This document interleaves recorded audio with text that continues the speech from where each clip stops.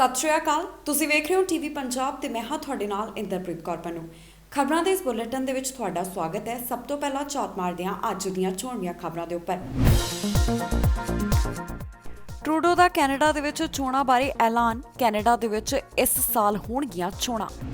Trump ਨਹੀਂ ਜਾਣਗੇ ਜੋ ਬਾਈਡਨ ਦੇ ਸਮਾਗਮ ਦੇ ਵਿੱਚ, ਟਵੀਟ ਕਰਕੇ ਟਰੰਪ ਨੇ ਦਿੱਤੀ ਜਾਣਕਾਰੀ। ਕਿਸਾਨਾਂ ਦੇ ਲਈ ਤਨਮਨਜੀਤ ਸਿੰਘ ਢੇਸੀ ਨੇ ਚੁੱਕੀ ਆਵਾਜ਼। ਯੂਕੇ ਦੇ 100 ਤੋਂ ਵੱਧ ਐਮਪੀਜ਼ ਨੇ ਲਿਖੀ ਪ੍ਰਧਾਨ ਮੰਤਰੀ ਨੂੰ ਚਿੱਠੀ। ਓਨਟਾਰੀਓ ਦੇ ਵਿੱਚ ਖਤਮ ਹੋ ਜਾਣਗੇ ਕਰੋਨਾ ਟੀਕੇ, ਫੋਰਡ ਨੇ ਪ੍ਰਗਟ ਕੀਤੀ ਟੀਕੇ ਬਾਰੇ ਚਿੰਤਾ। ਕੈਨੇਡਾ ਨੇ ਐਲਾਨਿਆ ਨਵਾਂ ਡਰਾਅ, 4750 ਨੂੰ ਮਿਲਿਆ ਸੱਦਾ। ਓਨਟਾਰੀਓ ਦੇ ਵਿੱਚ ਟੁੱਟੇ ਕਰੋਨਾ ਦੇ ਰਿਕਾਰਡ, ਓਨਟਾਰੀਓ ਦੇ ਵਿੱਚ ਹੋ ਸਕਦੀ ਹੈ ਹੋਰ ਸਖਤੀ। ਕੈਨੇਡਾ ਦੇ ਵਿੱਚ ਚੋਣਾਂ ਬਾਰੇ ਵੱਡੀ ਅਪਡੇਟ ਸਾਂਝੀ ਕੀਤੀ ਹੈ ਪ੍ਰਧਾਨ ਮੰਤਰੀ ਜਸਟਿਨ ਟਰੂਡੋ ਨੇ। ਪ੍ਰੈਸ ਕਾਨਫਰੰਸ ਦੇ ਵਿੱਚ ਬੋਲਦਿਆਂ ਉਹਨਾਂ ਕਿਹਾ ਕਿ ਕੈਨੇਡੀਅਨ ਇਸ ਸਾਲ ਵੋਟ ਕਰਨਗੇ, ਜਾਣੀ ਕਿ ਕੈਨੇਡਾ ਅੰਦਰ ਇਸੇ ਸਾਲ ਚੋਣਾਂ ਹੋਣ ਜਾ ਰਹੀਆਂ ਹਨ। ਪ੍ਰਧਾਨ ਮੰਤਰੀ ਟਰੂਡੋ ਇਸ ਗੱਲ ਦੇ ਉੱਪਰ ਜ਼ੋਰ ਦਿੰਦੇ ਅਕਸਰ ਨਜ਼ਰ ਆਉਂਦੇ ਨੇ, ਜਿੱਥੇ ਉਹ ਕਹਿੰਦੇ ਨੇ ਕਿ ਉਹਨਾਂ ਦਾ ਪਹਿਲਾ ਟੀਚਾ ਹਾਲਾਤ ਜਿਹੜੇ ਕਰੋਨਾ ਵਾਇਰਸ ਦੇ ਕੈਨੇਡਾ ਅੰਦਰ ਉਹਨਾਂ ਨੂੰ ਸੁਧਾਰਨਾ ਹੈ ਤੇ ਨਾਲ ਹੀ ਅੱਜ ਉਹਨਾਂ ਵੱਲੋਂ ਜੋ ਚੋਣਾਂ ਨੇ ਉਸ ਦੇ ਨਾਲ ਸੰਬੰਧਿਤ ਵੱਡੀ ਅਪਡੇਟ ਸਾਂਝੀ ਕੀਤੀ ਗਈ ਹੈ। ਪ੍ਰਧਾਨ ਮੰਤਰੀ ਜਸਟਿਨ ਟਰੂਡੋ ਵੱਲੋਂ ਇਹ ਜਾਣਕਾਰੀ ਦਿੱਤੀ ਗਈ ਹੈ ਕਿ ਇਸ ਸਾਲ ਕੈਨੇਡਾ ਦੇ ਵਿੱਚ ਚੋਣਾਂ ਹੋ ਸਕਦੀਆਂ ਹਨ। ਟਰੂਡੋ ਦੀ ਲਿਬਰਲ ਪਾਰਟੀ ਕੋਲ ਹਾਊਸ ਆਫ ਕਾਮਨਸ ਦੇ ਵਿੱਚ ਘੱਟ ਸੀਟਾਂ ਹਨ, ਜਿਸ ਦਾ ਮਤਲਬ ਹੈ ਕਿ ਉਹਨਾਂ ਨੂੰ ਵਿਰੋਧੀ ਪਾਰਟੀਆਂ ਦੀ ਸਪੋਰਟ ਚਾਹੀਦੀ ਹੈ। ਟਰੂਡੋ ਜੋ ਇਸ ਚੀਜ਼ ਦੇ ਉੱਪਰ ਜ਼ੋਰ ਪਾ ਰਹੇ ਹਨ ਕਿ ਉਹਨਾਂ ਦਾ ਮਕਸਦ ਕਰੋਨਾ ਵਾਇਰਸ ਨੂੰ ਕਾਬੂ ਕਰਨਾ ਹੈ। ਉਹਨਾਂ ਵੱਲੋਂ ਪਹਿਲੀ ਵਾਰ ਇਸ ਸਮੇਂ ਦੌਰਾਨ ਇਹ ਕਿਹਾ ਗਿਆ ਕਿ ਕੈਨੇਡੀਅਨਸ ਇਸ ਸਾਲ ਵੋਟ ਕਰਨਗੇ। ਦਰਅਸਲ ਪ੍ਰੈਸ ਕਾਨਫਰੰਸ ਦੌਰਾਨ ਉਹਨਾਂ ਕੋਲੋਂ ਆਉਣ ਵਾਲੀ ਨੈਸ਼ਨਲ ਵੋਟ ਬਾਰੇ ਸਵਾਲ ਪੁੱਛਿਆ ਗਿਆ। ਟਰੂਡੋ ਨੇ ਇਸ ਦੇ ਉੱਪਰ ਕਿਹਾ ਕਿ ਸਾਡੀ ਪਹਿਲ ਕਰੋਨਾ ਵਾਇਰਸ ਦੇ ਨਾਲ ਪ੍ਰਭਾਵਿਤ ਹੋਏ ਲੋਕਾਂ ਦੀ ਮਦਦ ਕਰਨਾ ਹੈ ਤੇ ਉਮੀਦ ਹੈ ਕਿ ਵਿਰੋਧੀ ਪਾਰਟੀਆਂ ਇਸ ਦੇ ਵਿੱਚ ਸਾਡਾ ਸਾਥ ਦੇਣਗੀਆਂ। ਇਸ ਸਵਾਲ ਦਾ ਜਵਾਬ ਦਿੰਦਿਆਂ ਉਹਨਾਂ ਕਿਹਾ ਕਿ ਕੈਨੇਡਾ ਦੇ ਵਿੱਚ ਇਸ ਸਾਲ ਚੋਣਾਂ ਹੋਣਗੀਆਂ। ਦੱਸੀਏ ਕਿ ਫੈਡਰਲ ਸਰਕਾਰ ਦਾ ਇਸ ਸਮੇਂ ਪੂਰਾ ਧਿਆਨ ਕਰੋਨਾ ਵਾਇਰਸ ਦੇ ਹਾਲਾਤਾਂ ਨੂੰ ਸੁਧਾਰਨ ਦੇ ਉੱਪਰ ਕੇਂਦਰਿਤ ਹੈ ਤੇ ਅਜਿਹੇ ਦੇ ਵਿੱਚ ਇਸ ਤੋਂ ਪਹਿਲਾਂ ਪ੍ਰਧਾਨ ਮੰਤਰੀ ਟਰੂਡੋ ਵੱਲੋਂ ਕਦੇ ਵੀ ਚੋਣਾਂ ਬਾਰੇ ਸਪਸ਼ਟ ਨਹੀਂ ਕੀਤਾ ਗਿਆ ਕਿ ਕੈਨੇਡਾ ਦੇ ਵਿੱਚ ਇਹ ਚੋਣਾਂ ਕਦੋਂ ਹੋਣਗੀਆਂ, ਪਰ ਇਸ ਵਾਰ ਪ੍ਰੈਸ ਕਾਨਫਰੰਸ ਦੌਰਾਨ ਉਹਨਾਂ ਵੱਲੋਂ ਇਹ ਗੱਲ ਦਾ ਐਲਾਨ ਕਰ ਦਿੱਤਾ ਗਿਆ ਹੈ, ਜਾਂ ਕਹਿ ਦਈਏ ਕਿ ਇਸ ਗੱਲ ਨੂੰ ਸਪਸ਼ਟ ਕਰ ਦਿੱਤਾ ਗਿਆ ਹੈ ਕਿ ਕੈਨੇਡਾ ਦੇ ਵਿੱਚ ਇਹ ਚੋਣਾਂ ਹੋਣਗੀਆਂ। 20 ਜਨਵਰੀ ਨੂੰ ਅਮਰੀਕਾ ਦੇ ਨਵੇਂ ਚੁਣੇ ਗਏ ਰਾਸ਼ਟਰਪਤੀ ਜੋ ਬਾਈਡਨ ਵੱਲੋਂ ਸਹੁੰ ਚੁੱਕੀ ਜਾਏਗੀ, ਜਾਣੀ ਕਿ ਉਹਨਾਂ ਦਾ ਸਹੁੰ ਚੁੱਕ ਸਮਾਗਮ ਹੋਵੇਗਾ। ਪਰ ਟਰੰਪ ਵੱਲੋਂ ਇੱਕ ਟਵੀਟਰ ਦੇ ਜ਼ਰੀਏ ਇਹ ਸਪਸ਼ਟ ਕਰ ਦਿੱਤਾ ਗਿਆ ਹੈ ਕਿ ਇਸ ਸਮਾਗਮ ਦੇ ਵਿੱਚ ਉਹ ਸ਼ਿਰਕਤ ਨਹੀਂ ਕਰਨਗੇ। ਜਾਣਕਾਰੀ ਇਹ ਮਿਲ ਰਹੀ ਹੈ ਕਿ ਜਿਹੜੇ ਉਪ ਰਾਸ਼ਟਰਪਤੀ ਮਾਈਕ ਪੈਂਸ ਨੇ ਉਹ ਜ਼ਰੂਰ ਇਸ ਸਮਾਗਮ ਦੇ ਵਿੱਚ ਪਹੁੰਚ ਸਕਦੇ ਹਨ, ਪਰ ਆਪਣੀ ਗੱਲ ਜਿਹੜੀ ਹੈ ਉਹ ਟਰੰਪ ਵੱਲੋਂ ਸਪਸ਼ਟ ਕਰ ਦਿੱਤੀ ਗਈ ਹੈ, ਕਲੀਅਰ ਕਰ ਦਿੱਤੀ ਗਈ ਹੈ ਕਿ ਉਹ ਇਸ ਦੇ ਵਿੱਚ ਸ਼ਾਮਿਲ ਨਹੀਂ ਹੋਣਗੇ। ਅਮਰੀਕਾ ਦੇ ਮੌਜੂਦਾ ਰਾਸ਼ਟਰਪਤੀ ਡੋਨਲਡ ਟਰੰਪ ਨੇ ਕਹਿ ਦਿੱਤਾ ਹੈ ਕਿ ਉਹ ਅਮਰੀਕਾ ਦੇ ਨਵੇਂ ਚੁਣੇ ਗਏ ਰਾਸ਼ਟਰਪਤੀ ਜੋ ਬਾਈਡਨ ਦੇ ਸਹੁੰ ਚੁੱਕ ਸਮਾਗਮ ਦੇ ਵਿੱਚ ਸ਼ਾਮਿਲ ਨਹੀਂ ਹੋਣਗੇ। 20 ਜਨਵਰੀ ਨੂੰ ਅਮਰੀਕਾ ਦੇ ਨਵੇਂ ਰਾਸ਼ਟਰਪਤੀ ਦੇ ਤੌਰ ਦੇ ਉੱਪਰ ਜੋ ਬਾਈਡਨ ਸਹੁੰ ਚੁੱਕਣ ਵਾਲੇ ਹਨ ਅਤੇ ਇਸ ਦੇ ਵਿੱਚ ਨਾ ਸ਼ਾਮਿਲ ਹੋਣ ਦੀ ਗੱਲ ਟਰੰਪ ਨੇ ਸਪਸ਼ਟ ਕਰ ਦਿੱਤੀ ਹੈ। 12 ਘੰਟੇ ਪੂਰੇ ਹੋਣ ਤੋਂ ਬਾਅਦ ਟਰੰਪ ਦਾ ਟਵਿੱਟਰ ਚੱਲ ਪਿਆ ਅਤੇ ਇਸ ਦੀ ਜਾਣਕਾਰੀ ਉਹਨਾਂ ਟਵੀਟ ਕਰਕੇ ਸਾਂਝੀ ਕੀਤੀ ਹੈ। ਦੱਸੀਏ ਕਿ ਇਹ ਅਮਰੀਕਾ ਦੇ ਇਤਿਹਾਸ ਦੇ ਵਿੱਚ ਤੀਸਰੀ ਵਾਰ ਹੈ ਜਦੋਂ ਸੱਤਾ 'ਚੋਂ ਜਾਣ ਵਾਲਾ ਰਾਸ਼ਟਰਪਤੀ ਨਵੇਂ ਚੁਣੇ ਗਏ ਰਾਸ਼ਟਰਪਤੀ ਦੇ ਇਨੌਗ੍ਰੇਸ਼ਨ ਦੇ ਵਿੱਚ ਨਾ ਸ਼ਾਮਿਲ ਹੋਇਆ ਹੋਵੇ। ਜਾਣਕਾਰੀ ਹੈ ਕਿ ਅਮਰੀਕੀ ਉਪ ਰਾਸ਼ਟਰਪਤੀ ਮਾਈਕ ਪੈਂਸ ਸਮਾਗਮ ਦੇ ਵਿੱਚ ਸ਼ਿਰਕਤ ਕਰਨਗੇ। ਇਸ ਦੇ ਨਾਲ ਹੀ ਜੋ ਅਮਰੀਕਾ ਦੇ ਵਿੱਚ ਪਿਛਲੇ ਦਿਨੀ ਹਿੰਸਾ ਹੋਈ ਹੈ, ਜਿਸ ਤਰ੍ਹਾਂ ਦੀ ਘਟਨਾ ਵਾਪਰੀ ਹੈ, ਉਸ ਦੇ ਚੱਲਦਿਆਂ ਸਮਾਗਮ ਦੇ ਲਈ ਸਿਕਿਉਰਿਟੀ ਨੂੰ ਸਖਤ ਕਰ ਦਿੱਤਾ ਗਿਆ ਹੈ। ਕਾਫੀ ਸਮੇਂ ਤੋਂ ਇਸ ਚੀਜ਼ ਨੂੰ ਲੈ ਕੇ ਕਿਆਸ ਅਰਾਈਆਂ ਲਗਾਈਆਂ ਜਾ ਰਹੀਆਂ ਸਨ ਕਿ ਡੋਨਲਡ ਟਰੰਪ ਅਮਰੀਕਾ ਦੇ ਨਵੇਂ ਚੁਣੇ ਗਏ ਰਾਸ਼ਟਰਪਤੀ ਜੋ ਬਾਈਡਨ ਦੇ ਸਹੁੰ ਚੁੱਕ ਸਮਾਗਮ ਦੇ ਵਿੱਚ ਸ਼ਾਮਿਲ ਹੋਣਗੇ ਜਾਂ ਨਹੀਂ। ਕਦੇ ਇਸ ਦੇ ਵਿੱਚ ਖਬਰਾਂ ਆਉਂਦੀਆਂ ਸਨ ਕਿ ਉਹ ਸ਼ਾਮਿਲ ਹੋ ਸਕਦੇ ਨੇ ਤੇ ਕਦੇ ਇਸ ਦੇ ਬਾਰੇ ਪਤਾ ਚੱਲਦਾ ਸੀ ਕਿ ਉਹ ਸ਼ਾਮਿਲ ਨਹੀਂ ਹੋ ਸਕਦੇ, ਪਰ ਹੁਣ ਉਹਨਾਂ ਵੱਲੋਂ ਖੁਦ ਇਸ ਗੱਲ ਦੀ ਪੁਸ਼ਟੀ ਕਰ ਦਿੱਤੀ ਗਈ ਹੈ, ਜਾਣੀ ਕਿ ਜਾਣਕਾਰੀ ਸਾਂਝੀ ਕਰ ਦਿੱਤੀ ਗਈ ਹੈ ਕਿ ਉਹ ਜੋ ਬਾਈਡਨ ਦੇ ਸਹੁੰ ਚੁੱਕ ਸਮਾਗਮ ਦੇ ਵਿੱਚ ਸ਼ਾਮਿਲ ਨਹੀਂ ਹੋਣਗੇ। ਭਾਰਤ ਦੇ ਕਿਸਾਨਾਂ ਦੇ ਲਈ ਵਿਦੇਸ਼ਾਂ ਦੀ ਧਰਤੀ ਤੋਂ ਲਗਾਤਾਰ ਆਵਾਜ਼ ਉੱਠਦੀ ਨਜ਼ਰ ਆ ਰਹੀ ਹੈ। ਹੁਣ ਇਹ ਆਵਾਜ਼ ਉੱਠੀ ਹੈ ਯੂਕੇ ਤੋਂ, ਜੋ ਚੁੱਕੀ ਹੈ ਉੱਥੋਂ ਦੇ ਐਮਪੀ ਤਨਮਨਜੀਤ ਸਿੰਘ ਢੇਸੀ ਨੇ। ਉਹਨਾਂ ਵੱਲੋਂ ਜਾਣਕਾਰੀ ਸਾਂਝੀ ਕੀਤੀ ਗਈ ਹੈ। ਦਰਅਸਲ ਟਵਿੱਟਰ ਦੇ ਉੱਪਰ ਉਹਨਾਂ ਇੱਕ ਸੰਦੇਸ਼ ਜਾਰੀ ਕੀਤਾ ਹੈ, ਵੀਡੀਓ ਸੰਦੇਸ਼ ਜਾਰੀ ਕੀਤਾ ਹੈ, ਜਿਸ ਦੇ ਵਿੱਚ ਉਹਨਾਂ ਕਿਹਾ ਕਿ 100 ਤੋਂ ਵੱਧ ਐਮਪੀਜ਼ ਵੱਲੋਂ ਸਾਈਨ ਕੀਤੇ ਗਏ ਨੇ, ਜਿਸ ਵਿੱਚ ਉਹਨਾਂ ਮੰਗ ਕੀਤੀ ਹੈ ਬੋਰਿਸ ਜੌਨਸਨ ਤੋਂ ਕਿ ਉਹ ਭਾਰਤ ਦੇ ਪ੍ਰਧਾਨ ਮੰਤਰੀ ਨਰਿੰਦਰ ਮੋਦੀ ਨਾਲ ਗੱਲਬਾਤ ਕਰਨ ਤੇ ਨਾਲ ਹੀ ਉਹਨਾਂ ਨੂੰ ਇਹ ਦੱਸਣ ਕਿ ਸ਼ਾਂਤੀ ਨਾਲ ਪ੍ਰੋਟੈਸਟ ਕਰਨ ਦਾ ਹਰ ਕਿਸੇ ਨੂੰ ਹੱਕ ਹੈ। ਨਾਲ ਹੀ ਉਹਨਾਂ ਨੂੰ ਇਹ ਵੀ ਕਿਹਾ ਜਾਵੇ ਕਿ ਕਿਸਾਨਾਂ ਦੀ ਗੱਲ ਨੂੰ ਜ਼ਰੂਰ ਸੁਣੋ। ਯੂਕੇ ਤੋਂ ਭਾਰਤ ਦੇ ਵਿੱਚ ਪ੍ਰਦਰਸ਼ਨ ਕਰ ਰਹੇ ਕਿਸਾਨਾਂ ਦੇ ਲਈ ਇੱਕ ਵਾਰ ਫਿਰ ਆਵਾਜ਼ ਉੱਠੀ ਹੈ ਤੇ ਇਹ ਆਵਾਜ਼ ਚੁੱਕੀ ਹੈ ਇੰਗਲੈਂਡ ਦੇ ਮੈਂਬਰ ਪਾਰਲੀਮੈਂਟ ਤਨਮਨਜੀਤ ਸਿੰਘ ਢੇਸੀ ਨੇ। ਉਹਨਾਂ ਟਵਿੱਟਰ ਦੇ ਉੱਪਰ ਇੱਕ ਵੀਡੀਓ ਸਾਂਝੀ ਕਰਕੇ ਜਾਣਕਾਰੀ ਦਿੱਤੀ ਹੈ ਕਿ 100 ਤੋਂ ਵੱਧ ਯੂਕੇ ਦੇ ਐਮਪੀਜ਼ ਨੇ ਇੱਕ ਪੱਤਰ ਸਾਈਨ ਕੀਤਾ ਹੈ ਜੋ ਕਿ ਪ੍ਰਧਾਨ ਮੰਤਰੀ ਬੋਰਿਸ ਜੌਨਸਨ ਨੂੰ ਭੇਜਿਆ ਜਾਵੇਗਾ, ਜਿਸ ਵਿੱਚ ਬੋਰਿਸ ਜੌਨਸਨ ਤੋਂ ਸਪਸ਼ਟੀਕਰਨ ਮੰਗਿਆ ਗਿਆ ਹੈ ਕਿ ਉਹਨਾਂ ਨੂੰ ਇਸ ਮਾਮਲੇ ਦੇ ਬਾਰੇ ਕਿੰਨੀ ਜਾਣਕਾਰੀ ਹੈ, ਕਿਉਂਕਿ ਤਨਮਨਜੀਤ ਸਿੰਘ ਢੇਸੀ ਵੱਲੋਂ ਇੱਕ ਵਾਰ ਫਿਰ ਤੋਂ ਇਸ ਗੱਲ ਦਾ ਜ਼ਿਕਰ ਕੀਤਾ ਗਿਆ ਹੈ ਕਿ ਉਹਨਾਂ ਵੱਲੋਂ ਇਹ ਸਵਾਲ ਪਾਰਲੀਮੈਂਟ ਦੇ ਵਿੱਚ ਵੀ ਚੁੱਕਿਆ ਗਿਆ ਸੀ, ਪਰ ਪ੍ਰਧਾਨ ਮੰਤਰੀ ਨੂੰ ਸ਼ਾਇਦ ਇਸ ਦੇ ਬਾਰੇ ਪੂਰੀ ਜਾਣਕਾਰੀ ਨਹੀਂ ਸੀ। ਨਾਲ ਹੀ ਉਹਨਾਂ ਕਿਹਾ ਹੈ ਕਿ ਬੋਰਿਸ ਜੌਨਸਨ ਤੋਂ ਮੰਗ ਕੀਤੀ ਗਈ ਹੈ ਕਿ ਉਹ ਸਪਸ਼ਟ ਕਰਨ ਕਿ ਹਰ ਕਿਸੇ ਨੂੰ ਸ਼ਾਂਤਮਈ ਪ੍ਰੋਟੈਸਟ ਕਰਨ ਦਾ ਹੱਕ ਹੈ। ਇਸ ਲੈਟਰ ਦੇ ਵਿੱਚ ਮੰਗ ਕੀਤੀ ਗਈ ਹੈ ਕਿ ਉਹ ਭਾਰਤ ਦੇ ਪ੍ਰਧਾਨ ਮੰਤਰੀ ਦੇ ਨਾਲ ਗੱਲ ਕਰਨ ਕਿ ਉਹ ਕਿਸਾਨਾਂ ਦੀ ਗੱਲ ਨੂੰ ਸੁਣਨ। ਹੋਰ ਉਹਨਾਂ ਵੱਲੋਂ ਇਸ ਮੌਕੇ ਦੇ ਉੱਪਰ ਕੀ ਕਿਹਾ ਗਿਆ, ਆਓ ਤੁਹਾਨੂੰ ਸੁਣਾਉਂਦੇ ਹਾਂ। ਜੋ ਇਸ ਸਮੇਂ ਇੰਡੀਆ ਦੇ ਵਿੱਚ ਕਿਸਾਨ ਸੰਘਰਸ਼, ਕਿਸਾਨ ਅੰਦੋਲਨ ਚੱਲ ਰਿਹਾ ਹੈ, ਉਸ ਨੂੰ ਲੈ ਕੇ ਦੁਨੀਆ ਭਰ ਦੇ ਵਿੱਚ ਲੋਕ ਫਿਕਰਮੰਦ ਨੇ। ਕਿਸਾਨਾਂ ਨੂੰ ਮੇਰਾ ਇਹ ਪੈਗਾਮ, ਇਹ ਸੁਨੇਹਾ ਹੈ ਕਿ ਬਹੁਤ ਸਾਰੇ ਲੋਕ ਮੇਰੇ ਵਰਗੇ ਜਿਨ੍ਹਾਂ ਦਾ ਆਪਣਾ ਪਿਛੋਕੜ ਇੱਕ ਪੇਂਡੂ ਖੇਤੀਬਾੜੀ ਪਰਿਵਾਰ ਦੇ ਨਾਲ ਸੰਬੰਧ ਤਾਲੁਕ ਰੱਖਦਾ ਹੈ, ਅਸੀਂ ਤੁਹਾਡੀਆਂ ਚਿੰਤਾਵਾਂ ਨੂੰ ਭਲੀ ਭਾਂਤ ਉਸ ਤੋਂ ਜਾਣੂ ਆ, ਵਾਕਫ ਹਾਂ। ਤਦੀ ਮੈਨੂੰ ਇਹ ਬੇਹੱਦ ਖੁਸ਼ੀ ਹੋ ਰਹੀ ਹੈ ਤੁਹਾਨੂੰ ਇਹ ਦੱਸਣ ਦੇ ਵਿੱਚ ਕਿ 100 ਤੋਂ ਵੱਧ ਯੂਕੇ ਦੇ ਐਮਪੀਜ਼ ਨੇ ਇੱਕ ਚਿੱਠੀ ਤੇ ਦਸਤਖਤ ਕੀਤਾ ਹੈ ਜੋ ਕਿ ਯੂਕੇ ਦੇ ਪ੍ਰਧਾਨ ਮੰਤਰੀ ਬੋਰਿਸ ਜੌਨਸਨ ਨੂੰ ਪੇਸ਼ ਕੀਤੀ ਜਾਵੇਗੀ। ਪਿਛਲੇ ਮਹੀਨੇ ਨਾਚੀਜ਼ ਨੇ ਉਹਨਾਂ ਨੂੰ ਪਾਰਲੀਮੈਂਟ ਦੇ ਵਿੱਚ ਇੱਕ ਸਵਾਲ ਪੁੱਛਿਆ ਸੀਗਾ ਇਸ ਮਸਲੇ ਦੇ ਬਾਰੇ, ਪਰ ਅਫਸੋਸ ਕਿ ਮੈਨੂੰ ਲੱਗਦਾ ਹੈ ਕਿ ਉਹਨਾਂ ਨੂੰ ਪੂਰੀ ਤਰ੍ਹਾਂ ਸਮਝ ਨਹੀਂ ਉਸ ਸਵਾਲ ਦੀ ਆਈ। ਸੋ ਅਸੀਂ ਇਸ ਦੇ ਵਿੱਚ ਸਪਸ਼ਟੀਕਰਨ ਮੰਗਿਆ ਹੈ ਕਿ ਉਹਨਾਂ ਨੂੰ ਕਿਸ ਹੱਦ ਤੱਕ ਇਸ ਮਸਲੇ ਦੇ ਬਾਰੇ ਜਾਣਕਾਰੀ ਹੈ। ਉਹ ਨਾਲ ਦੀ ਨਾਲ ਇਸ ਗੱਲ ਨੂੰ ਵੀ ਸਪਸ਼ਟ ਕਰਨ ਕਿ ਹਰ ਇੱਕ ਨੂੰ ਹੱਕ ਹੈ, ਮੁੱਢਲਾ ਹੱਕ ਹੈ ਕਿ ਉਹ ਸ਼ਾਂਤਮਈ ਢੰਗ ਦੇ ਨਾਲ ਪ੍ਰਦਰਸ਼ਨ ਕਰ ਸਕੇ, ਕਿਉਂਕਿ ਸਾਨੂੰ ਬੇਹੱਦ ਅਫਸੋਸ ਹੋਇਆ ਸੀ ਜਦੋਂ ਅਸੀਂ ਦੇਖਿਆ ਕਿ ਪਾਣੀ ਦੀਆਂ ਬੌਛਾੜਾਂ ਦੇ ਨਾਲ, ਟੀਅਰ ਗੈਸ ਦੇ ਨਾਲ, ਲਾਠੀਆਂ ਦੇ ਨਾਲ ਉਹਨਾਂ ਲੱਖਾਂ ਕਿਸਾਨਾਂ ਨੂੰ ਉਸ ਦਾ ਸਾਹਮਣਾ ਕਰਨਾ ਪਿਆ ਸੀ।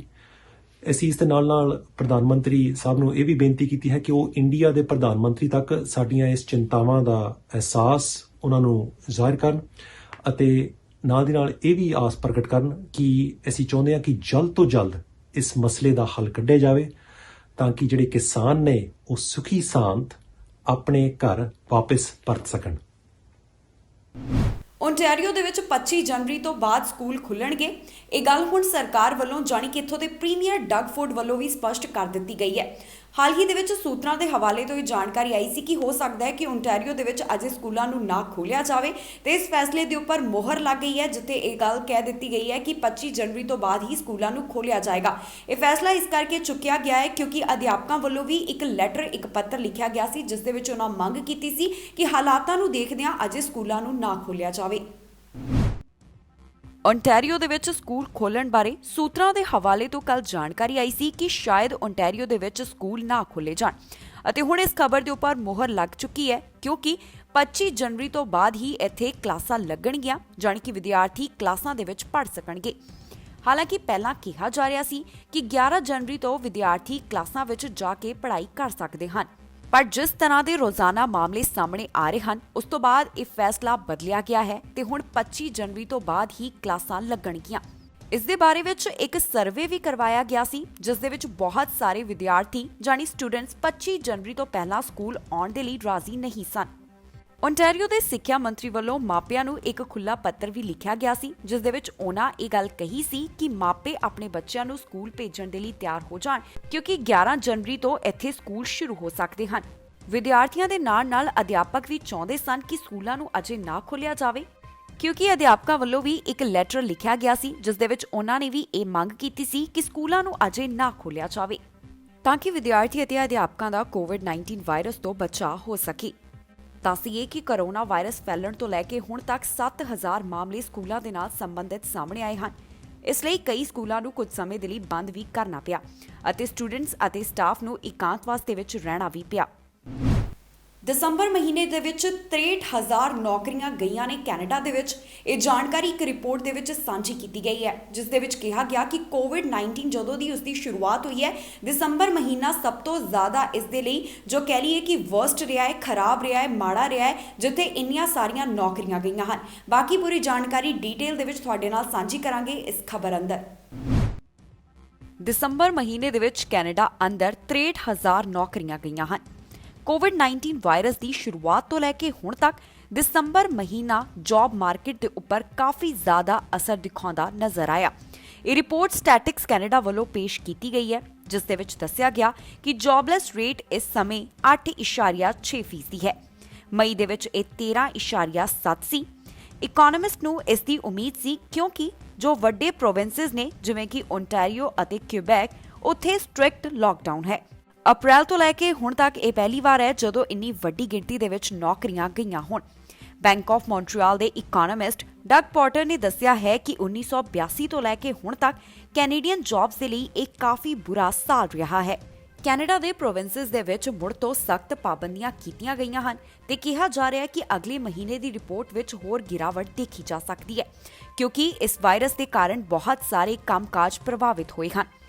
ਕੈਨੇਡਾ ਦੇ ਵਿੱਚ ਕੋਵਿਡ-19 ਦਾ ਫੈਲਾਅ ਕਾਫੀ ਵੱਡੇ ਪੱਧਰ ਦੇ ਉੱਪਰ ਦਿਖਾਈ ਦੇ ਰਿਹਾ ਹੈ। ਅਜਿਹੇ 'ਚ ਜਿੱਥੇ ਲੋਕਾਂ ਦੇ ਉੱਪਰ ਸਿਹਤ ਦੇ ਉੱਪਰ ਇਸ ਦਾ ਅਸਰ ਪੈਂਦਾ ਹੈ, ਉੱਥੇ ਹੀ ਬਹੁਤ ਸਾਰੀਆਂ ਹੋਰ ਚੀਜ਼ਾਂ ਦੇ ਉੱਪਰ ਵੀ ਇਸ ਦਾ ਪ੍ਰਭਾਵ ਦਿਖਾਈ ਦੇ ਰਿਹਾ ਹੈ।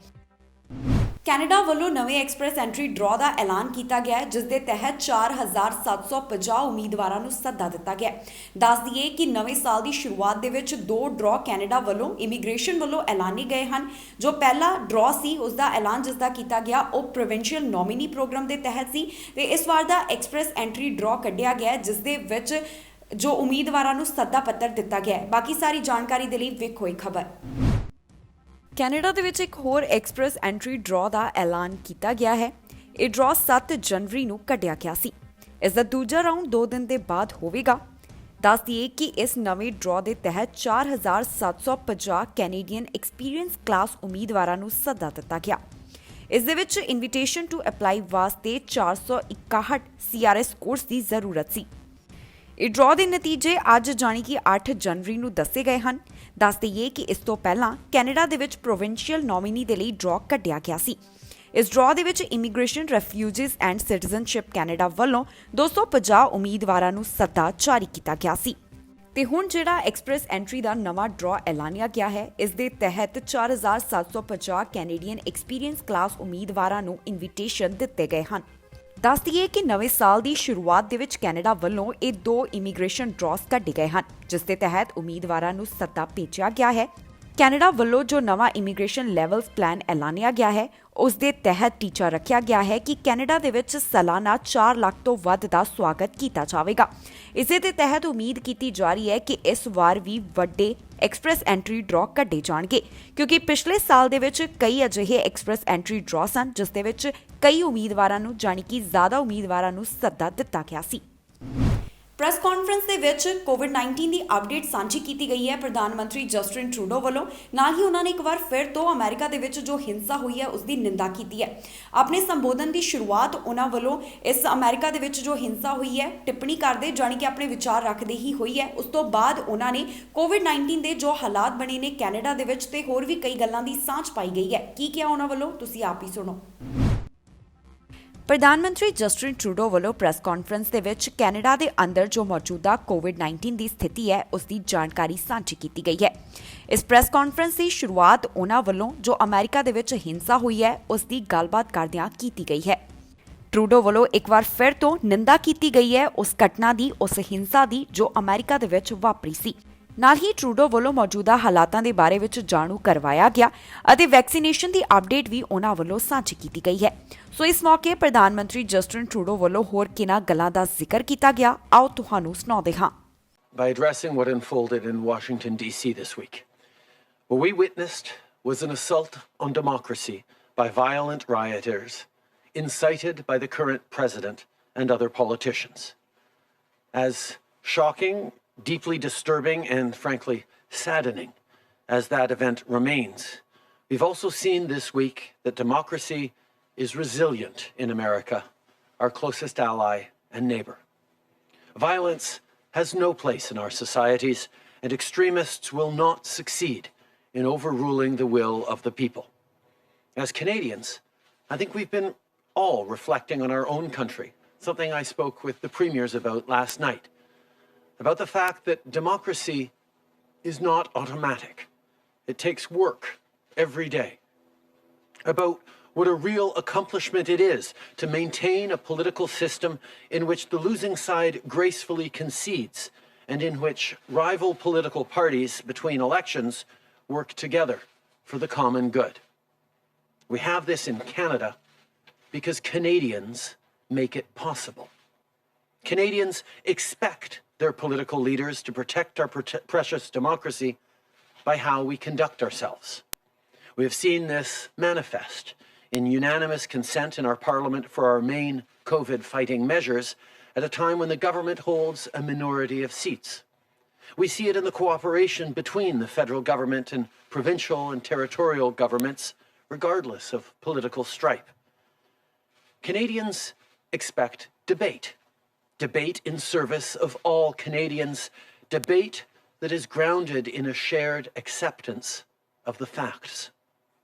In a diverse country, there will always be diverse perspectives, and it is through respect for those differences that we create a stronger Canada. Canadian democracy didn't happen by accident, and it won't continue without work. We must always work to secure our democracy and not give comfort to those who promote things that are not true or give space for hatred or extremism. Premier Doug Ford ਵੱਲੋਂ ਕੋਵਿਡ-19 vaccine ਦੇ ਬਾਰੇ ਵਿੱਚ ਆਪਣੀ ਚਿੰਤਾ ਪ੍ਰਗਟ ਕੀਤੀ ਹੈ, ਜਿੱਥੇ ਉਹਨਾਂ ਜਾਣਕਾਰੀ ਦਿੱਤੀ ਹੈ ਕਿ ਇਸ ਹਫ਼ਤੇ ਦੇ ਆਖਿਰ ਤੱਕ ਓਨਟਾਰੀਓ ਦੇ ਵਿੱਚ ਕੋਵਿਡ-19 ਵੈਕਸੀਨ ਮੁੱਕ ਜਾਣਗੇ। ਪੂਰੀ ਜਾਣਕਾਰੀ ਉਹਨਾਂ ਵੱਲੋਂ ਸਾਂਝੀ ਕੀਤੀ ਗਈ ਹੈ, ਜਿਸ ਦੇ ਵਿੱਚ ਉਹਨਾਂ ਇਹ ਵੀ ਗੱਲ ਦਾ ਜ਼ਿਕਰ ਕੀਤਾ ਕਿ ਉਹਨਾਂ ਨੇ ਪ੍ਰਧਾਨ ਮੰਤਰੀ ਜਸਟਿਨ ਟਰੂਡੋ ਦੇ ਨਾਲ ਵੀ ਇਸ ਬਾਰੇ ਵਿੱਚ ਗੱਲਬਾਤ ਕੀਤੀ ਹੈ। ਓਨਟਾਰੀਓ ਦੇ ਵਿੱਚ ਇਸ ਹਫ਼ਤੇ ਦੇ ਆਖਿਰ ਤੱਕ ਫਾਈਜ਼ਰ ਵੈਕਸੀਨ ਖਤਮ ਹੋ ਸਕਦੀ ਹੈ। ਇਸ ਦੀ ਜਾਣਕਾਰੀ ਖੁਦ ਪ੍ਰੀਮੀਅਰ ਡਗ ਫੁੱਡ ਵੱਲੋਂ ਸਾਂਝੀ ਕੀਤੀ ਗਈ ਹੈ। ਇਸ ਗੱਲ ਦੀ ਸਾਂਝ ਉਹਨਾਂ ਵੱਲੋਂ ਪ੍ਰੈਸ ਕਾਨਫਰੰਸ ਦੇ ਵਿੱਚ ਪਾਈ ਗਈ। ਉਹਨਾਂ ਦੱਸਿਆ ਕਿ ਵੈਕਸੀਨ ਦੀ ਸਪਲਾਈ ਬਾਰੇ ਉਹਨਾਂ ਨੇ ਪ੍ਰਧਾਨ ਮੰਤਰੀ ਜਸਟਿਨ ਟਰੂਡੋ ਦੇ ਨਾਲ ਵੀ ਗੱਲ ਕੀਤੀ ਹੈ। ਟੋਰਾਂਟੋ ਯੂਨੀਵਰਸਿਟੀ ਹੈਲਥ ਨੈਟਵਰਕ ਦੇ ਵਿੱਚ ਅੱਜ ਕੋਰੋਨਾ ਟੀਕੇ ਖਤਮ ਹੋ ਸਕਦੇ ਹਨ ਅਤੇ ਓਟਵਾ ਹਸਪੀਟਲ ਦੇ ਵਿੱਚ ਇਹ ਕਮੀ ਹਫ਼ਤੇ ਦੇ ਅੰਤ ਤੱਕ ਦੇਖੀ ਜਾ ਸਕਦੀ ਹੈ। ਨਾਲ ਹੀ ਡਗ ਫੂਡ ਵੱਲੋਂ ਕਿਹਨਾਂ ਗੱਲਾਂ ਦਾ ਜ਼ਿਕਰ ਕੀਤਾ ਗਿਆ ਹੈ, ਜਾਣੀ ਕਿ ਇਸ ਵੈਕਸੀਨ ਦੀ ਕੀ ਅਪਡੇਟ ਸਾਂਝੀ ਕੀਤੀ ਗਈ ਹੈ, ਆਓ ਤੁਹਾਨੂੰ ਸੁਣਾਉਂਦੇ ਹਾਂ। I told Ontarians would ramp up our vaccine rollout, and we have. Yesterday alone, we vaccinated nearly 15,000 people. Ontario has administered more vaccines than any other province in the country. I spoke with the Prime Minister last night about the need for a more reliable vaccine supply to meet our rapidly growing capacity. Every single day, we're getting more and more needles into people's arms and protecting more and more of our frontline healthcare workers, long-term care residents, and most vulnerable. But we're quickly running out. Dr. Kevin Smith at UHN has said he'll exhaust his supply today. Southlake in York Region, the Ottawa Hospital, and others told us they will do the same by the end of the week. All of Ontario will be out of Pfizer vaccines by the end of next week. My friends, we're all hopeful the federal government will get us more vaccines. Without them, hospitals will have to start canceling appointments, and all the progress we've made getting our daily vaccine numbers up will be lost as clinics stand by waiting for vaccines from the feds.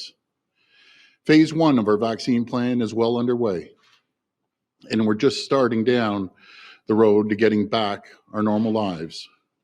But we have a long, long way to go before enough vaccines arrive for everyone.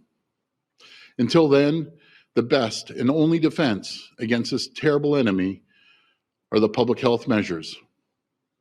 Day after day, we hit new records in cases as hospital capacity is stretched to new limits.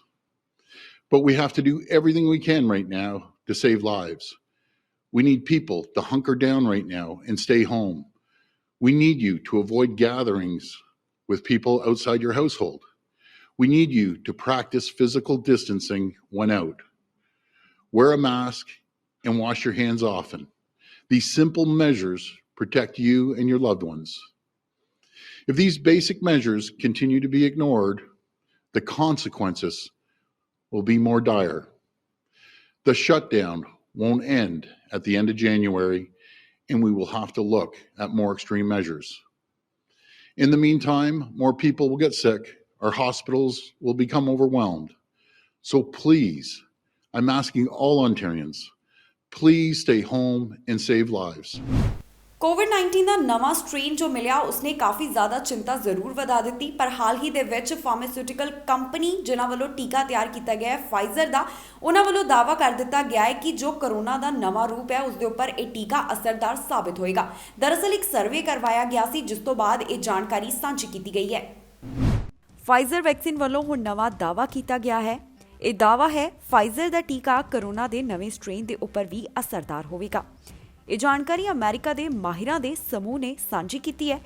Pharmaceutical company Pfizer the corona vaccine Britain ਅਤੇ ਦੱਖਣੀ Africa ਦੇ ਵਿੱਚ ਹਾਲ ਹੀ 'ਚ ਪਾਏ ਗਏ corona virus ਦੇ ਨਵੇਂ ਰੂਪ ਵਿਰੁੱਧ ਵੀ ਉਨੀ ਹੀ ਅਸਰਦਾਰ ਹੋਵੇਗੀ ਜਿੰਨੀ ਕਰੋਨਾ ਅਤੇ ਹੋਰ ਮਿਊਟੈਂਟ ਸਟ੍ਰੇਨ ਵਿਰੁੱਧ ਅਸਰਦਾਰ ਹੈ। ਇਹ ਰਿਸਰਚ ਟੈਕਸਸ ਯੂਨੀਵਰਸਿਟੀ ਦੇ ਮੈਡੀਕਲ ਡਿਪਾਰਟਮੈਂਟ ਦੇ ਐਕਸਪਰਟਸ ਦੇ ਵੱਲੋਂ ਕੀਤੀ ਗਈ, ਜਿਸ ਦੀ ਫਾਈਨੈਂਸ਼ੀਅਲ ਹੈਲਪ ਫਾਈਜ਼ਰ ਅਤੇ ਬਾਇਓਟੈਕ ਨੇ ਕੀਤੀ ਹੈ।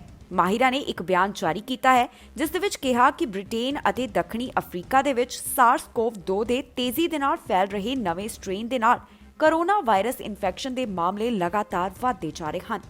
ਮਾਹਿਰਾਂ ਨੇ ਕਰੋਨਾ ਵਾਇਰਸ ਦੇ N501 ਅਤੇ Y501 ਸਟ੍ਰੇਨ ਦਾ ਪਤਾ ਲਾਇਆ ਹੈ। ਖੋਜ ਦੇ ਵਿੱਚ ਪਾਇਆ ਗਿਆ ਹੈ ਕਿ mRNA ਆਧਾਰਿਤ ਫਾਈਜ਼ਰ ਦੀ ਕਰੋਨਾ ਵੈਕਸੀਨ ਵੀ ਇਹਨਾਂ ਨਵੇਂ ਸਟ੍ਰੇਨਾਂ ਦੇ ਉੱਪਰ ਅਸਰਦਾਰ ਹੋਵੇਗੀ। ਜ਼ਿਕਰਯੋਗ ਹੈ ਕਿ ਬ੍ਰਿਟੇਨ ਅਤੇ ਦੱਖਣੀ ਅਫਰੀਕਾ ਦੇ ਵਿੱਚ ਦਸੰਬਰ 'ਚ ਕਰੋਨਾ ਵਾਇਰਸ ਦਾ ਨਵਾਂ ਰੂਪ ਜਾਣੀ ਕਿ ਸਟ੍ਰੇਨ ਮਿਲਿਆ ਸੀ, ਜੋ ਕਿ ਦੋਵੇਂ ਹੀ ਦੇਸ਼ਾਂ ਦੇ ਵਿੱਚ ਬਹੁਤ ਹੀ ਤੇਜ਼ੀ ਦੇ ਨਾਲ ਫੈਲ ਰਿਹਾ ਹੈ। ਵਾਇਰਸ ਦਾ ਇਹ ਨਵਾਂ ਸਟ੍ਰੇਨ ਕੋਵਿਡ-19 ਮਹਾਮਾਰੀ ਦਾ ਕਾਰਨ ਬਣਦਾ ਹੈ ਅਤੇ ਇਹ 70% ਜ਼ਿਆਦਾ ਤੇਜ਼ੀ ਦੇ ਨਾਲ ਫੈਲਦਾ ਹੈ। ਬ੍ਰਿਟੇਨ ਦੇ ਵਿੱਚ ਕਰੋਨਾ ਦੇ ਟੀਕਾਕਰਨ ਦੀ ਮੁਹਿੰਮ ਜਾਣੀ ਕਿ ਵੈਕਸੀਨੇਸ਼ਨ ਦੀ ਮੁਹਿੰਮ ਵੀ ਤੇਜ਼ ਕੀਤੀ ਗਈ ਹੈ ਤਾਂ ਕਿ ਕਰੋਨਾ ਵਾਇਰਸ ਦੇ ਕਰਕੇ ਜੋ ਇੱਥੇ ਹਾਲਾਤ ਬਣੇ ਹੋਏ ਹਨ ਉਸ ਨੂੰ ਕਾਬੂ ਦੇ ਵਿੱਚ ਕੀਤਾ ਜਾ ਸਕੇ। ਅਮਰੀਕਾ ਦੇ ਮੌਜੂਦਾ ਰਾਸ਼ਟਰਪਤੀ ਡੋਨਲਡ ਟਰੰਪ ਦੇ ਟੈਨਿਓਰ ਦੇ ਵਿੱਚ 2 ਹਫ਼ਤੇ ਦਾ ਸਮਾਂ ਬਚਿਆ ਹੈ। ਅਜਿਹੇ ਵਿੱਚ ਜਾਂਦੇ ਉਹਨਾਂ ਵੱਲੋਂ ਵੀਜ਼ਾ ਨਿਯਮਾਂ ਦੇ ਵਿੱਚ ਤਬਦੀਲੀ ਕੀਤੀ ਗਈ ਹੈ, ਜਿਸ ਨੇ ਭਾਰਤੀਆਂ ਦੀ ਚਿੰਤਾ ਵਧਾ ਦਿੱਤੀ ਗਈ ਹੈ ਕਿ ਇਹਨਾਂ ਨਿਯਮਾਂ ਦੇ ਵਿੱਚ ਤਬਦੀਲੀ ਕੀਤੀ ਗਈ ਹੈ। ਕੀ ਤਬਦੀਲੀ ਇਹ ਕੀਤੀ ਗਈ ਹੈ ਦੱਸਾਂਗੇ ਇਸ ਖਬਰ ਦੇ ਵਿੱਚ। ਇੱਕ ਵਾਰ ਫਿਰ ਤੋਂ ਟਰੰਪ ਨੇ ਵੀਜ਼ੇ ਦੇ ਨਾਲ ਜੁੜੇ ਨਿਯਮ ਸਖਤ ਕੀਤੇ ਹਨ।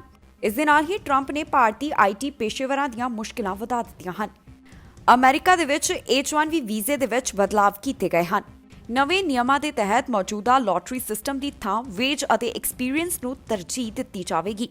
ਮੰਨਿਆ ਜਾ ਰਿਹਾ ਹੈ ਕਿ ਇਸ ਦੇ ਨਾਲ ਭਾਰਤੀ IT ਪੇਸ਼ੇਵਰਾਂ ਨੂੰ ਮੁਸ਼ਕਿਲਾਂ ਦਾ ਸਾਹਮਣਾ ਕਰਨਾ ਪੈ ਸਕਦਾ ਹੈ। ਇਹ ਨਿਯਮ 60 ਦਿਨਾਂ ਦੇ ਵਿੱਚ ਲਾਗੂ ਹੋ ਜਾਣਗੇ। ਦੱਸਣਯੋਗ ਹੈ ਕਿ H-1B ਵੀਜ਼ਾ ਪ੍ਰੋਗਰਾਮ ਦੇ ਲਈ ਅਰਜ਼ੀ ਦੇਣ ਦਾ ਅਗਲਾ ਪੜਾਅ 1 ਅਪ੍ਰੈਲ ਤੋਂ ਸ਼ੁਰੂ ਹੋ ਰਿਹਾ ਹੈ। H-1B ਵੀਜ਼ਾ ਇੱਕ ਨਾਨ ਇਮੀਗ੍ਰੈਂਟ ਵੀਜ਼ਾ ਹੈ ਜੋ ਅਮਰੀਕੀ ਕੰਪਨੀਆਂ ਨੂੰ ਵਿਦੇਸ਼ੀ ਕਰਮਚਾਰੀਆਂ ਨੂੰ ਵਿਸ਼ੇਸ਼ ਅਹੁਦਿਆਂ ਤੇ ਰੱਖਣ ਦੀ ਇਜਾਜ਼ਤ ਦਿੰਦਾ ਹੈ। ਅਮਰੀਕਾ ਦੀਆਂ ਟੈਕਨੀਕਲ ਕੰਪਨੀਆਂ ਇਸ ਵੀਜ਼ੇ ਦੇ ਆਧਾਰ ਤੇ ਭਾਰਤ ਅਤੇ ਚੀਨ ਦੇ ਹਰੇਕ ਸਾਲ ਹਜ਼ਾਰਾਂ ਹੀ ਗਿਣਤੀ ਦੇ ਵਿੱਚ ਕਰਮਚਾਰੀਆਂ ਨੂੰ ਨਿਯੁਕਤ ਕਰਦੀ ਹੈ। ਅਧਿਕਾਰੀਆਂ ਨੇ ਕਿਹਾ ਕਿ ਨਿਯਮਾਂ ਦੇ ਵਿੱਚ ਬਦਲਾਵ ਦਾ ਮਕਸਦ ਅਮਰੀਕਨ ਵਰਕਰਸ ਦੇ ਆਰਥਿਕ ਹਿੱਤਾਂ ਦੀ ਸੁਰੱਖਿਆ ਕਰਨਾ ਹੈ। ਨਾਲ ਹੀ ਇਹ ਵੀ ਨਿਸ਼ਚਿਤ ਕਰਨਾ ਹੈ ਕਿ ਟੈਂਪਰੇਰੀ ਇੰਪਲੋਇਮੈਂਟ ਪ੍ਰੋਗਰਾਮ ਦੇ ਨਾਲ ਹਾਈ ਕੈਪੈਸਿਟੀ ਰੱਖਣ ਵਾਲੇ ਵਿਦੇਸ਼ੀ ਕਰਮਚਾਰੀਆਂ ਨੂੰ ਲਾਭ ਹੋਵੇ। ਖਾਸ ਗੱਲ ਇਹ ਹੈ ਕਿ ਨੋਟੀਫਿਕੇਸ਼ਨ ਤਦ ਜਾਰੀ ਕੀਤਾ ਗਿਆ ਜਦੋਂ ਅਮਰੀਕਾ ਦੇ ਮੌਜੂਦਾ ਰਾਸ਼ਟਰਪਤੀ ਡੋਨਲਡ ਟਰੰਪ ਦੇ ਟੈਨਿਓਰ ਦੇ ਵਿੱਚ ਸਿਰਫ 2 ਹਫ਼ਤੇ ਬਚੇ ਹੋਏ ਹਨ। ਨੋਟੀਫਿਕੇਸ਼ਨ ਨੂੰ ਅਮਰੀਕਾ ਦੇ ਵਿੱਚ ਇਮੀਗ੍ਰੈਂਟਸ ਨੂੰ ਆਉਣ ਤੋਂ ਰੋਕਣ ਦਾ ਅੰਤਿਮ ਯਤਨ ਮੰਨਿਆ ਜਾ ਰਿਹਾ ਹੈ। ਫਿਲਹਾਲ ਇਹ ਕਹਿਣਾ ਜਲਦਬਾਜ਼ੀ ਹੋਵੇਗੀ ਕਿ ਇਹਨਾਂ ਰੂਲਸ ਦੇ ਨਾਲ ਜਾਣੀ ਇਹਨਾਂ ਨਿਯਮਾਂ ਦੇ ਵਿੱਚ ਸੋਧ ਭਾਰਤੀ ਕੰਪਨੀਆਂ ਨੂੰ ਕਿਵੇਂ ਪ੍ਰਭਾਵਿਤ ਕਰਨਗੇ, ਕਿਉਂਕਿ ਆਉਣ ਵਾਲਾ ਜੋ ਬਾਈਡਨ ਪ੍ਰਸ਼ਾਸਨ ਨੋਟੀਫਿਕੇਸ਼ਨ ਦੇ ਵਿੱਚ ਬਦਲਾਵ ਕਰ ਸਕਦਾ ਹੈ। ਓਨਟਾਰੀਓ ਦੇ ਵਿੱਚ ਅੱਜ ਰਿਕਾਰਡ ਤੋੜ ਮਾਮਲੇ ਸਾਹਮਣੇ ਆਏ ਹਨ, ਜਾਣੀ ਕਿ 4000 ਮਾਮਲਿਆਂ ਦੀ ਇੱਥੋਂ ਪੁਸ਼ਟੀ ਹੋਈ ਹੈ। ਪ੍ਰੀਮੀਅਰ ਡਗਫੋਰਡ ਵੱਲੋਂ ਸੰਕੇਤ ਦੇ ਦਿੱਤਾ ਗਿਆ ਹੈ ਕਿ ਹੁਣ ਇਹਨਾਂ ਹਾਲਾਤਾਂ ਨੂੰ ਦੇਖਦਿਆਂ ਹੋਰ ਸਖਤੀਆਂ ਕੀਤੀਆਂ ਜਾ ਸਕਦੀਆਂ ਨੇ। ਜ਼ਿਕਰਯੋਗ ਹੈ ਕਿ 26 ਦਸੰਬਰ ਤੋਂ ਪਹਿਲਾਂ ਹੀ ਇੱਥੇ ਲਾਕਡਾਊਨ ਲਗਾਇਆ ਗਿਆ ਕਿਉਂਕਿ 2000 ਤੋਂ ਜ਼ਿਆਦਾ ਮਾਮਲੇ ਰੋਜ਼ਾਨਾ ਸਾਹਮਣੇ ਆ ਰਹੇ ਸਨ। ਨਾਲ ਹੀ ਜਾਣਕਾਰੀ ਸਾਂਝੀ ਕਰਾਂਗੇ ਕਿ ਕੈਨੇਡਾ ਦੇ ਵਿੱਚ ਕੋਵਿਡ-19 ਦੀ ਇਸ ਸਮੇਂ ਕੀ ਅਪਡੇਟ ਹੈ। ਹੁਣ ਓਨਟਾਰੀਓ ਦੇ ਵਿੱਚ ਹੋਰ ਵੀ ਜ਼ਿਆਦਾ ਸਖਤੀ ਕੀਤੀ ਜਾ ਸਕਦੀ ਹੈ ਕਿਉਂਕਿ ਇੱਥੇ ਅੱਜ ਰਿਕਾਰਡ ਤੋੜ ਮਾਮਲਿਆਂ ਦੀ ਪੁਸ਼ਟੀ ਹੋਈ ਹੈ। 24 ਘੰਟਿਆਂ ਦੌਰਾਨ ਓਨਟਾਰੀਓ ਦੇ ਵਿੱਚ 4249 ਨਵੇਂ ਕੋਵਿਡ ਕੇਸਿਸ ਰਿਕਾਰਡ ਕੀਤੇ ਗਏ। ਦੱਸ ਦਈਏ ਕਿ ਓਨਟਾਰੀਓ ਦੇ ਵਿੱਚ 26 ਦਸੰਬਰ ਤੋਂ ਪਹਿਲਾਂ ਹੀ ਪਾਬੰਦੀਆਂ ਜਾਰੀ ਕੀਤੀਆਂ ਗਈਆਂ ਹਨ, ਪਰ ਹੁਣ ਰੋਜ਼ਾਨਾ ਰਿਕਾਰਡ ਤੋੜ ਮਾਮਲੇ ਸਾਹਮਣੇ ਆ ਰਹੇ ਹਨ। ਅਜਿਹੇ ਦੇ ਵਿੱਚ ਪ੍ਰੀਮੀਅਰ ਡਗਫੋਰਡ ਵੱਲੋਂ ਇਸ ਗੱਲ ਦਾ ਸੰਕੇਤ ਦੇ ਦਿੱਤਾ ਗਿਆ ਹੈ ਕਿ ਹੁਣ ਹੋਰ ਵੀ ਜ਼ਿਆਦਾ ਸਖਤੀਆਂ ਕੀਤੀਆਂ ਜਾ ਸਕਦੀਆਂ ਨੇ। ਟੋਰਾਂਟੋ ਤੋਂ 1382, ਪੀਲ ਰੀਜਨ ਤੋਂ 691, ਯਾਰਕ ਰੀਜਨ ਤੋਂ 427, ਨਾਇਗਰਾ ਰੀਜਨ ਤੋਂ 213 ਮਾਮਲਿਆਂ ਦੀ ਪੁਸ਼ਟੀ ਹੋਈ ਹੈ। 24 ਘੰਟਿਆਂ ਦੌਰਾਨ 71481 ਦੇ ਕਰੀਬ ਟੈਸਟ ਕੀਤੇ ਗਏ ਹਨ। ਇਸ ਸਮੇਂ ਪ੍ਰੋਵਿੰਸ ਦੇ ਵਿੱਚ 28203 ਦੇ ਕਰੀਬ ਐਕਟਿਵ ਕੇਸਿਸ ਹਨ। ਹਸਪਤਾਲ ਦੇ ਵਿੱਚ ਮਰੀਜ਼ਾਂ ਦੀ ਗਿਣਤੀ 1486 ਹੈ, ਜਿਨ੍ਹਾਂ ਚੋਂ 369 ਇੰਟੈਂਸਿਵ ਕੇਅਰ ਅਧੀਨ ਹਨ ਅਤੇ 250 ਵੈਂਟੀਲੇਟਰ ਦੇ ਉੱਪਰ ਨੇ। ਕਿਊਬੈਕ ਤੋਂ 2588 ਮਾਮਲੇ ਸਾਹਮਣੇ ਆਏ ਅਤੇ 45 ਲੋਕਾਂ ਦੀ ਇਸ ਵਾਇਰਸ ਕਾਰਨ ਜਾਨ ਵੀ ਗਈ ਹੈ। ਹੁਣ ਤੱਕ ਇੱਥੇ 2,23,106 ਦੇ ਕਰੀਬ ਕੁੱਲ ਮਾਮਲੇ ਸਾਹਮਣੇ ਆ ਚੁੱਕੇ ਹਨ ਤੇ ਹੁਣ ਤੱਕ 8,606 ਦੇ ਕਰੀਬ ਲੋਕਾਂ ਦੀ ਇਸ ਵਾਇਰਸ ਕਾਰਨ ਜਾਨ ਜਾ ਚੁੱਕੀ ਹੈ। ਹਸਪਤਾਲ ਦੇ ਵਿੱਚ ਮਰੀਜ਼ਾਂ ਦੀ ਗਿਣਤੀ 1,403 ਹੈ, ਜਿਨ੍ਹਾਂ ਵਿੱਚੋਂ 207 ਇੰਟੈਂਸਿਵ ਕੇਅਰ ਅਧੀਨ ਹਨ। ਵੈਕਸੀਨ ਦੀਆਂ 24 ਘੰਟਿਆਂ ਦੌਰਾਨ 13,971 ਡੋਜ਼ਸ ਦਿੱਤੀਆਂ ਗਈਆਂ। ਮੈਨੀਟੋਬਾ ਤੋਂ 222 ਮਾਮਲਿਆਂ ਦੇ ਨਾਲ 9 ਮੌਤਾਂ ਵੀ ਦਰਜ ਕੀਤੀਆਂ ਗਈਆਂ ਹਨ। ਹੁਣ ਤੱਕ ਕੈਨੇਡਾ ਦੇ ਵਿੱਚ 6,42,000 ਦੇ ਕਰੀਬ ਕੁੱਲ ਮਾਮਲੇ ਸਾਹਮਣੇ ਆ ਚੁੱਕੇ ਹਨ। 16,658 ਦੇ ਕਰੀਬ ਜਾਨਾਂ ਜਾ ਚੁੱਕੀਆਂ ਨੇ। ਰਿਕਵਰਡ ਕੇਸਿਸ 5,44,000 ਹਨ। ਸੋ ਇਸ ਦੇ ਨਾਲ ਹੀ ਜਾਂਦੇ ਇੱਕ ਵਾਰ ਫਿਰ ਤੋਂ ਝਾਤ ਮਾਰਦੇ ਹਾਂ ਅੱਜ ਦੀਆਂ ਚੋਣਵੀਆਂ ਖਬਰਾਂ ਦੇ ਉੱਪਰ। ਟਰੂਡੋ ਦਾ ਕੈਨੇਡਾ ਦੇ ਵਿੱਚ ਚੋਣਾਂ ਬਾਰੇ ਐਲਾਨ। ਕੈਨੇਡਾ ਦੇ ਵਿੱਚ ਇਸ ਸਾਲ ਹੋਣਗੀਆਂ ਚੋਣਾਂ। ਟਰੰਪ ਨਹੀਂ ਜਾਣਗੇ ਜੋ ਬਾਈਡਨ ਦੇ ਸਮਾਗਮ ਦੇ ਵਿੱਚ, ਟਵੀਟ ਕਰਕੇ ਟਰੰਪ ਨੇ ਦਿੱਤੀ ਜਾਣਕਾਰੀ। ਕਿਸਾਨਾਂ ਦੇ ਲਈ ਤਨਮਨਜੀਤ ਸਿੰਘ ਢੇਸੀ ਨੇ ਚੁੱਕੀ ਆਵਾਜ਼। ਯੂਕੇ ਦੇ 100 ਤੋਂ ਵੱਧ ਐਮਪੀਜ਼ ਨੇ ਲਿਖੀ ਪ੍ਰਧਾਨ ਮੰਤਰੀ ਨੂੰ ਚਿੱਠੀ। ਓਨਟਾਰੀਓ ਦੇ ਵਿੱਚ ਖਤਮ ਹੋ ਜਾਣਗੇ ਕਰੋਨਾ ਟੀਕੇ, ਫੋਰਡ ਨੇ ਪ੍ਰਗਟ ਕੀਤੀ ਟੀਕੇ ਬਾਰੇ ਚਿੰਤਾ। ਕੈਨੇਡਾ ਨੇ ਐਲਾਨਿਆ ਨਵਾਂ ਡਰਾਅ, 4750 ਨੂੰ ਮਿਲਿਆ ਸੱਦਾ। ਓਨਟਾਰੀਓ ਦੇ ਵਿੱਚ ਟੁੱਟੇ ਕਰੋਨਾ ਦੇ ਰਿਕਾਰਡ। ਓਨਟਾਰੀਓ ਦੇ ਵਿੱਚ ਹੋ ਸਕਦੀ ਹੈ ਹੋਰ ਸਖਤੀ। ਖਬਰਾਂ ਦੇ ਇਸ ਬੁਲੇਟਿਨ ਦੇ ਵਿੱਚ ਇੰਨਾ ਹੀ। ਨਵੀਆਂ ਤੇ ਤਾਜ਼ੀਆਂ ਖਬਰਾਂ ਲੈ ਕੇ ਫਿਰ ਤੋਂ ਹਾਜ਼ਰ ਹੋਵਾਂਗੇ। ਫਿਲਹਾਲ ਮੈਨੂੰ ਇੰਦਰਪ੍ਰੀਤ ਕੌਰ ਪੰਨੂ ਨੂੰ ਦਿਓ ਇਜਾਜ਼ਤ ਤੇ ਤੁਸੀਂ ਵੇਖਦੇ ਰਹੋ ਟੀਵੀ ਪੰਜਾਬ।